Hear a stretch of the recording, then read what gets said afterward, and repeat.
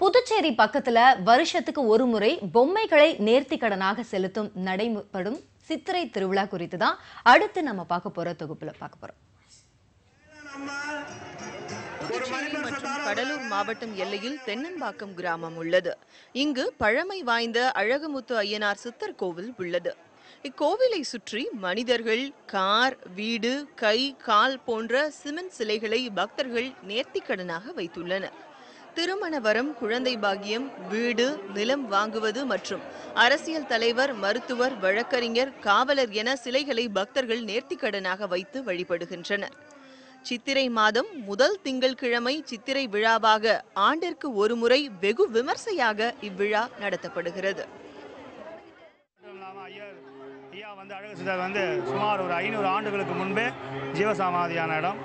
இங்கே வேண்டியுடைய கோரிக்கை எல்லாம் வைத்தாலும் எல்லா கோரிக்கையும் நிறைவேறும். அது மட்டுமல்லாமல் அன்னதானம் செய்து சிறப்பான வழிபாடு நடந்து கொண்டிருக்கிறது. தமிழகம் மற்றும் புதுச்சேரியின் பல்வேறு கிராமங்களைச் சேர்ந்த மக்கள் இந்த சித்திரை திருவிழாவில் பங்கேற்று பொம்மைகளை வைத்து தங்களது நேர்த்திக்கடனை செலுத்தினார்கள். 10 வருஷமா கோயில் வந்திருக்கோம். இது முன்னாடி எங்கள் அப்பா வந்துருந்தாரு. கல்யாணம் ஆகாமல் இருந்தது. சாமி வேண்டிகிட்டு இருந்தோம். வேண்டினோம் உடனே ஒரு ரெண்டு வருஷத்தில் கல்யாணம் ஆகிடுச்சு. அதில் கண்டினியூ வந்துட்டு இருக்கோம். மேரேஜ் ஆகி கொஞ்ச நாள் ஆச்சு. குழந்தைலாம் சொல்லிட்டு இங்கே வந்தோம். குழந்தை வந்துச்சுன்னு திரும்ப சாமி பக்கம் வந்திருக்கோம். சிலை தான் வாங்கி வைக்க சொல்லியிருக்காங்க. அது நடக்கும்போது வைக்கணும்னு சொல்லியிருக்காங்க. அதனால வச்சிருக்கோம். நான் அண்ணாமலை இன்ஸ்டியூட்டில் ப்ரொஃபஸராக வேலை பார்க்குறேன். 12 வருஷமாக வேலை கிடைச்சோம்னா எங்கள் அப்பா இங்கே கூப்பிட்டு இந்த மாதிரி ஒரு வேண்டுதல் வச்சாங்க அழகர் சித்தர்கிட்ட. பையனுக்கு நல்ல முறையில் வேலை கிடைக்கும் அப்படின்ட்டு அது மாதிரி வேலை கிடைச்ச உடனே சிலை கட்டி விட்றாங்க. அந்த மாதிரி காமனாக ஒரு சிலை கட்டி விட்டுருக்கோம். அந்த மாதிரி நானும் என்னுடைய கல்யாணம் ஆகிறதுக்கு குழந்தைகள்லாம் வேண்டியிருக்கிறேன். நடந்திருக்குது.